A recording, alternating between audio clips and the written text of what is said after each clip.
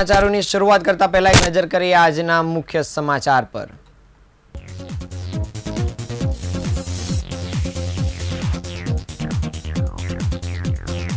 ઓલપાડમાં કલાકો સુધી ઇલેક્ટ્રિસિટી પુરવઠો ખોરવાતા સ્થાનિક રહીશો થયા પરેશાન। સુરતમાંથી સાયબર ફ્રોડનું રેકેટ પકડાયું, બિશ્નોઈ ગેંગના સભ્યો સહિત 3 ની ધરપકડ। વડોદ ગામમાં મોબાઈલની દુકાનમાં શોર્ટ સર્કિટને કારણે લાગી આગ, ગણતરીની મિનિટમાં જ દુકાન બળીને થઈ ખાક। સગ્રામપુરા ક્ષેત્રપાળ મંદિરની નજીક એક યુવક પર જીવલેણ હુમલો કરનાર આરોપી પકડાયો।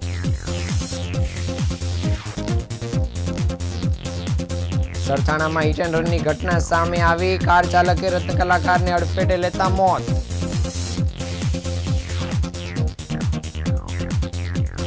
સચિનના પાલીગામમાંથી સ્કૂલ બેગમાંથી 4 કિલો ગાંજો લઈ જતો યુવક પકડાયો।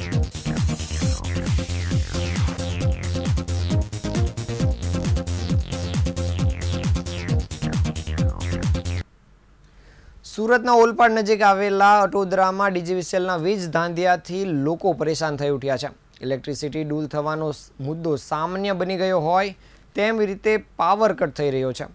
અટોદરા ચોકડીની આસપાસ મોટી સંખ્યામાં રહેણાંક સોસાયટીઓ આવેલી છે અને આ સોસાયટીઓમાં પાવર કટ થઈ જતા લોકો પરેશાન થઈ ઉઠ્યા છે। વરસાદી માહોલ જામે કે તરત જ પાવર કટ થઈ જાય છે તેવી લોકોને સમસ્યા થઈ રહી છે।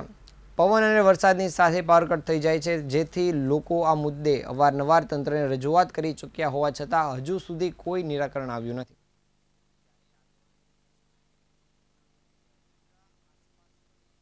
અને તેમને પાવર કટથી ઘણી સમસ્યાનો સામનો કરવો પડી છે, જ્યારે ખેડૂતોને પણ પાવર કટને કારણે હેરાનગતિ થઈ રહી છે। જ્યોતિર્ગ્રામમાં 24 કલાક વીજળી આપવાની જગ્યાએ હેરાનગતિ મળી રહી છે। સ્માર્ટ મીટર લગાવવાની વાતો સરકાર કરી રહી છે, તેમ છતાં હજુ સુધી પાવર કટને કારણે લોકો પરેશાન થઈ રહ્યા છે। જો આગામી સમયમાં યોગ્ય નિરાકરણ નહીં આવે તો જીઈબીની ઓફિસનો ઘેરાવ કરવાની પણ અલ્ટિમેટમ આપવામાં આવ્યું છે। જ્યારે સ્થાનિક લોકોએ જણાવ્યું હતું કે અટોદરાની શાંતિવન સોસાયટીના રહેવાસી તરીકે હજુ પણ પાવર કટ અને પાણીનો પ્રશ્ન ઊભો છે। અટોદરા ચોકડીમાં રેસિડેન્ટ વિસ્તારમાં રાત્રિ દરમિયાન ગમે ત્યારે પાવર કટ થઈ જાય છે અને કલાકો સુધી પાવર આવતો પણ નથી। જ્યારે સ્થાનિક ધારાસભ્ય મુકેશ પટેલ છે અને તેઓ મંત્રી પણ છે, તેમ છતાં પણ લોકોને આવી સમસ્યાનો, પ્રાથમિક સુવિધાની સમસ્યાનો સામનો કરવો પડે છે।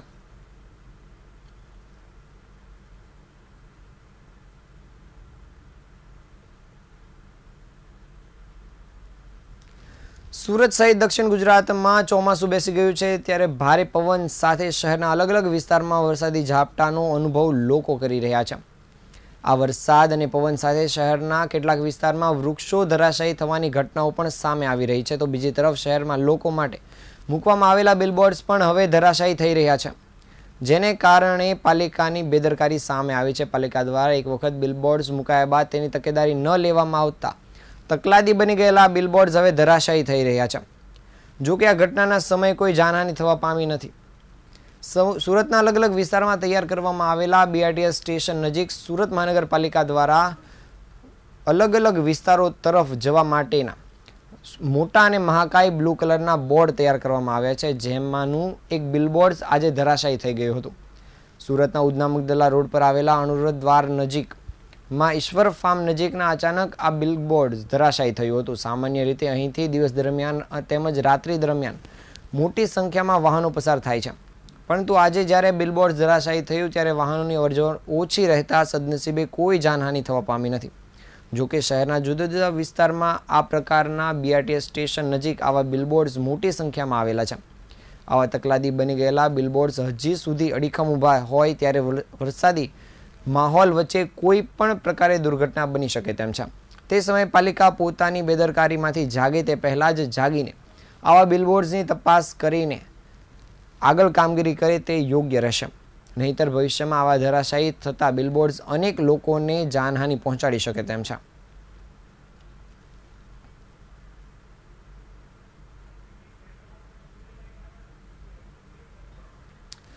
સુરત ક્રાઇમ બ્રાન્ચે વધુ એક આંતરરાષ્ટ્રીય સાયબર ફ્રોડ રેકેટને ઝડપી પાડ્યું છે। રાજસ્થાનની બિશ્નોઈ ગેંગના 2 સાગરીતો સહિત 3 આરોપીઓની ધરપકડ કરવામાં આવી છે, જેઓના કબજામાંથી ડેબિટ કાર્ડ અને બેંક એકાઉન્ટની વિગત પણ મળી આવી છે. આરોપીઓના મોબાઈલમાંથી 335 જેટલા સ્ક્રીનશોટ મળતા કૌભાંડના તાર મ્યાનમાર સુધી ખુલ્યા છે. ચાઇનીઝ ગેંગના સભ્યો તેનું હેડક્વાર્ટર્સ મ્યાનમારથી બદલીને પાકિસ્તાન ખસેડવાની વિચારણા કરતા હોવાનો પણ ચેટમાં ખુલાસો થયો છે. આ ગેંગ ભારતમાં નકલી બેંક ખાતા ખોલી, ક્રેડિટ કાર્ડ મેળવી અને વિવિધ ડિજિટલ માધ્યમો દ્વારા છેતરપિંડી આચરતી હતી. બેંક એકાઉન્ટ ખોલીને તેમાં ઇન્ટરનેશનલ ગેમિંગ, ફોરેક્સ, હવાલા, સાયબર ફ્રોડ અને ચીટિંગના નાણાં ટ્રાન્ઝેક્શન કરવા અને USDT દ્વારા તેને દેશ બહાર મોકલવાનું કૌભાંડ બહાર આવ્યું છે, જેમાં રાજસ્થાનની બિશ્નોઈ ગેંગના નામ સામે આવ્યા છે. સુરત ક્રાઇમ બ્રાન્ચે રેલવે સ્ટેશન નજીકથી બિશ્નોઈ ગેંગના 2 સભ્યોની ધરપકડ કરી છે. તેમની પાસેથી મળી આવેલ સ્ક્રીનશોટમાં ચાઇનીઝ ગેંગની વાતોથી આ મામલો ચોંકાવનારો સામે આવ્યો છે. ક્રાઇમ બ્રાન્ચે સુરત રેલવે સ્ટેશન નજીકની એક હોટલમાંથી રામ સ્વરૂપ બિશ્નોઈ અને સાગર બિશ્નોઈની ધરપકડ કરી છે, જેઓ રાજસ્થાનના જોધપુરના રહેવાસી છે. તેઓ બેંક એકાઉન્ટ ખોલાવવા બાબતે સુરત આવ્યા હતા અને તેમની ધરપકડ કરવામાં આવી છે. અને તેમની પૂછપરછ બાદ બોટાદના ગાબુ સંજયની પણ ધરપકડ કરવામાં આવી છે.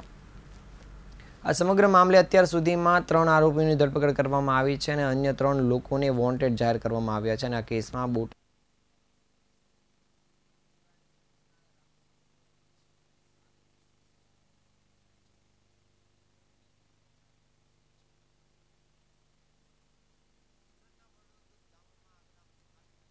મોબાઈલની દુકાનમાં અચાનક આગ લાગવા પામી હતી. 3 વાગ્યાની આસપાસ દુકાનમાં આગ લાગતા ફાયર વિભાગને કોલ મળ્યો હતો, જેને પગલે ફાયર વિભાગની ટીમ ઘટનાસ્થળ પર દોડી આવી હતી. ભીસ્તાર ફાયર વિભાગની ટીમ ઘટનાસ્થળ પર પહોંચી જતા બાદ આગ પર કાબુ મેળવી લેવામાં આવ્યો હતો. સુરતની વડોદ ગામમાં આવેલ મહાવીર નગરમાં શિવશક્તિ મોબાઈલ માર્કેટમાં અચાનક જ આગ લાગી હતી અને આ આગ ખૂબ જ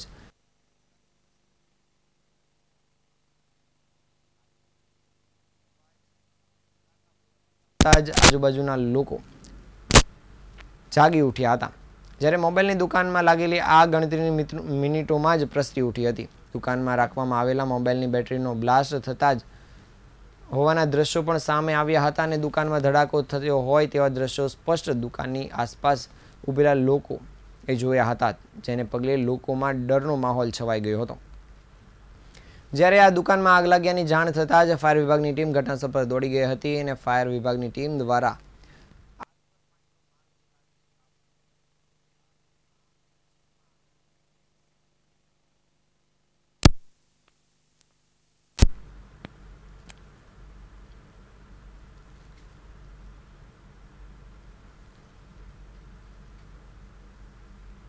સુરતના આઠવા પોલીસ સ્ટેશનના સગ્રામપુરા ક્ષેત્રફાળ મંદિરની નજીક આવેલ એક યુવક પર જીવલેણ હુમલો કરવામાં આવ્યો હતો, જેના આરોપીને પોલીસે ઝડપી પાડવામાં સફળતા મેળવી છે.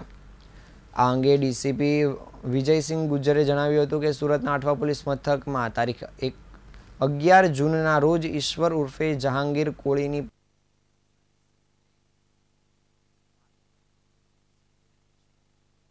બાદ ઝઘડો થયો હતો, જેની અદાવત રાખીને 13 જૂનના સાંજે આરોપી સંજય તેના મિત્ર સાથે આવ્યો હતો અને ચપ્પુ વડે ઈશ્વરને ધમકાવ્યા બાદ તેના ઉપર જાનથી હુમલો કર્યો હતો. ચપ્પુ વડે ઘા મારતા ઈશ્વર લોહીલુહાણ હાલતમાં જોવા મળ્યો હતો, જેને પગલે તેને નજીકની હોસ્પિટલમાં લઈ જવામાં આવ્યો હતો. જ્યારે આ મામલે પોલીસ ફરિયાદ નોંધાતા અઠવા પોલીસ દ્વારા વડોદરા ખાતેથી આરોપી સંજય ઉર્ફે લાલુ શિરવાડકર ને ઝડપી પાડવામાં આવ્યો છે. આરોપીની ધરપકડ કરવાની સાથે પોલીસ દ્વારા આગળની કામગીરી પણ શરૂ કરાઈ છે.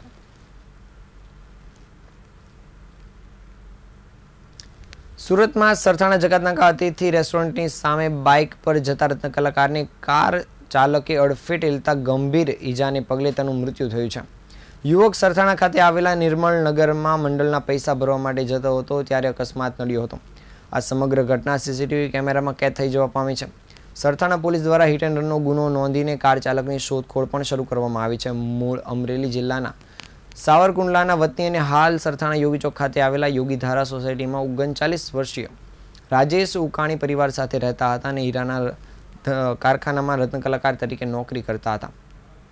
ગઈકાલે સાંજે રાજેશભાઈ બાઇક પર સરથાણા વિસ્તારમાં આવેલ નિર્મળ નગરમાં મંડળના પૈસા ભરવા માટે નીકળ્યા હતા. દરમિયાન સરથાણા જકાતનાકા અતિથિ રેસ્ટોરન્ટની સામે બાઇક પર સવાર થઈ રહ્યા હતા ત્યારે ફોર વ્હીલ ચાલકે તેને અડફેટે લેતા ગંભીર ઈજા પહોંચી હતી, જેથી તેને સારવાર માટે ખાનગી હોસ્પિટલમાં ખસેડવામાં આવ્યા હતા, જ્યાં ફરજ પરના તબીબે તેને મૃત ઘોષિત કર્યા હતા. અકસ્માતની ઘટનાના સીસીટીવી ફૂટેજ સામે આવ્યા છે, જેમાં રાજેશભાઈ બાઇક પર અતિથિ રેસ્ટોરન્ટની સામેથી નીકળ્યા હતા. તે દરમિયાન કાર ચાલકે તેને અડફેટે લીધા હતા. ત્યારબાદ 20 ફૂટ જેટલા તેમણે ઢસડ્યા હતા. આ દરમિયાન રાજેશ કારની નીચે આવી ગયો હતો, જેને કારણે કાર ચાલકે તેને કચડી ફરાર થઈ ગયો હતો. કાર ચાલકને જાણ હોવા છતાં પણ તે નાસી છૂટ્યો હતો, જેથી પોલીસે હિટ એન્ડ રનની ઘટના નોંધી આગળની કાર્યવાહી શરૂ કરી છે.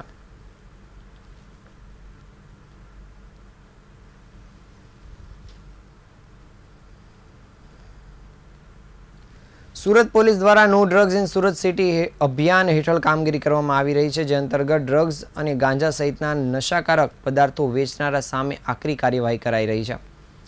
ત્યારે સચિનના પાલીગામમાંથી સ્કૂલ બેગમાં છુપાવી 4 કિલો ગાંજો લઈ જતા ઓરિસ્સાવાસીને પોલીસે ઝડપી પાડ્યો છે. સચિન જેઆઈડીસી પોલીસે બાતમીના આધારે પાલીગામ નીલકંઠ હાઇટ્સ પાસે વોચ ગોઠવી હતી. દરમિયાનમાં ત્યાંથી પસાર થતા દીપક જૈનાને અટકાવીને તેની પાસેથી સ્કૂલ બેગની તપાસ કરતા અંદરથી 40,000નો 4 કિલો ગાંજો મળી આવ્યો હતો.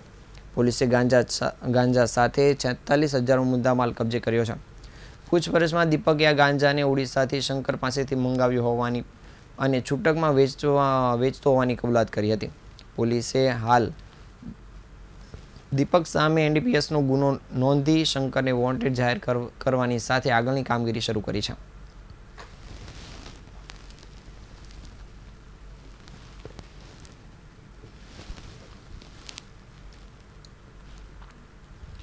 પાલનપુર વિસ્તારમાં આવેલી વિદ્યાકુંજ સ્કૂલ દ્વારા આજરોજ સ્થાપના દિવસની ઉજવણી કરવામાં આવી હતી.